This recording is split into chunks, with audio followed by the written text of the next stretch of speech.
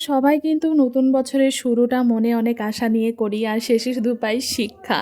Actually কি বলতো আমরা শিক্ষা কোন দিক থেকে পাই? আমরা অনেক দিক থেকেই শিক্ষা পাই। যেমন ধরো সম্পর্কের দিক থেকেই হোক বা নিজের কেরিয়ার বা যেকোনো পরিস্থিতিতেই আমরা শিক্ষা লাভ করি। আর হচ্ছে গোটা একটা বছরে আমরা কিছু এমন মানুষের সাথেও মিশি যারা আমাদের অনেক শিক্ষা দিয়ে যায় লাইফে।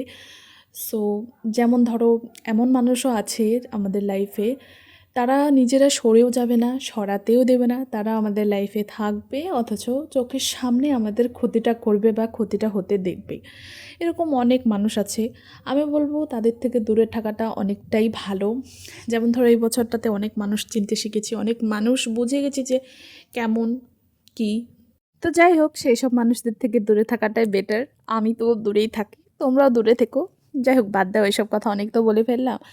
সো বছরের শেষ আজকে, তাই আমরা কিন্তু এখানে আগুন পোষাচ্ছিলাম আর হচ্ছে একটা কাকি হচ্ছে বললো চা মুড়ি মেখে আনতে আমাকে, কিন্তু আমার শরীরটা একটু ভালো লাগছিল না, তোমরা দেখেই হয়তো বুঝতে পারছো একটু ভালো লাগছিল না বলে ওই কাকিটাই আর কি বানিয়ে আনলো চা মুড়ি। সো আমরা এখানে বসে সবাই কিন্তু খাচ্ছিলাম। আর বিশ্বাস করো সবাই মিলে একসাথে যে কোনো জিনিস করা খাওয়ার মধ্যে একটা আনন্দই আলাদা, ঠিক আছে? ওই আনন্দ কোথাও পাওয়া যাবে না। তবে হ্যাঁ, মানুষগুলো ঠিক হতে হবে, সঠিক হতে হবে, এই হচ্ছে ব্যাপার। এবার আমার সাথে যে ভালো আমিও তার সাথে অনেকই ভালো, আমার সাথে যে খারাপ আমি তার থেকে দূরে থাকারই চেষ্টা করি। So advance happy new year সবাইকে, সবাই ভালো থেকো, সুস্থ থেকো, অ্যান্ড বাই বাই 2025।